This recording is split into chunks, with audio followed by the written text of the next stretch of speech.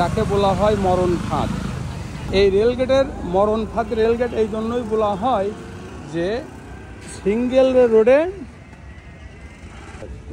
এই জন্য ডিভাইসের কারণে কিন্তু এখানে মানে প্রতিনিয়তই দুর্ঘটনা ঘটতো, কিন্তু এবারকার দুর্ঘটনাটা বেশ দেরি করেই হয়েছে। দেখেন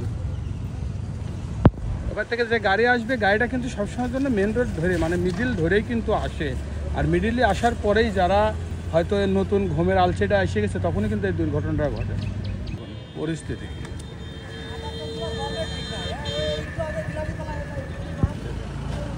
একেই বলে যে একটি দুর্ঘটনা সারা জীবনের কান্না। তবে এই মহাজনের কী অবস্থা হবে দেখুন, ইঞ্জিন টিঞ্জিন দিয়ে সব কিন্তু একাকার হয়ে গেছে। পরিস্থিতি দেখেন, ভয়াবহ পরিস্থিতি।